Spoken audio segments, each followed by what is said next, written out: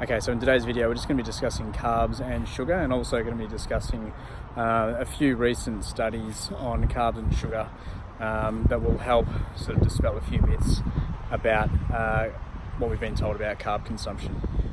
Okay, so regarding carb consumption, there's been a lot of discussion over the last 10 years or so as to the right way that we should be consuming carbs. So when I'm talking about carbs, I'm referring to starchy carbs such as white carbs, processed carbs, rice, pasta, wheat products, that sort of thing.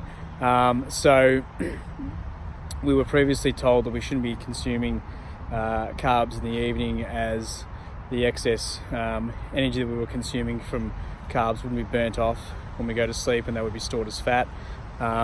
We've also been told that we shouldn't consume carbs in the morning, first thing in the morning with breakfast, as our hormonal profile doesn't suit carbohydrate consumption in the morning. So with this video, I'm just going to look at a few different studies that will help dispel a few of those myths. So the problem isn't so much with the carbs itself or when they're consumed, but it's with overall calorie balance.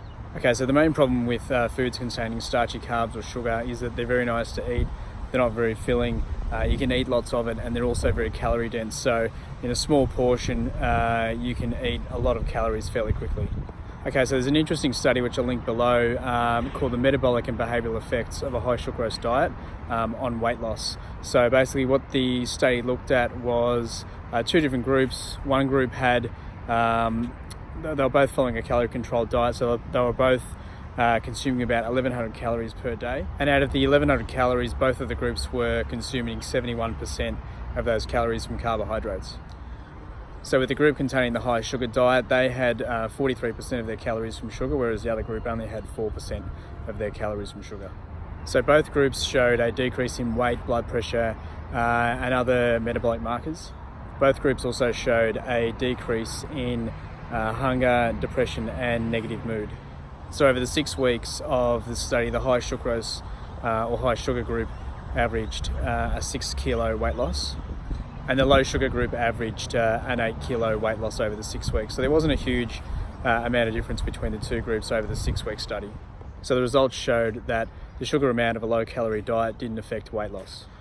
So another big hang up that a lot of clients have when they start dieting and training for weight loss is that they think they can't eat bread. So one particular study that I'm going to quote now, I've got the link below, is on how useful bread was in achieving weight loss. So with this particular study, both groups were eating a low calorie diet. However, one group consumed 3 serves of bread per day, and the other group didn't consume any bread. So the results were that the bread group lost an average of 4.3 kilos, and the no bread group lost 4 kilos over the course of the study. And both groups also showed a similar reduction in body fat percentage. So the no bread group showed 2.1% drop in body fat, and the bread group dropped at 2.5%. And there was also no significant difference between both groups when it came to analysis of blood glucose and blood lipids.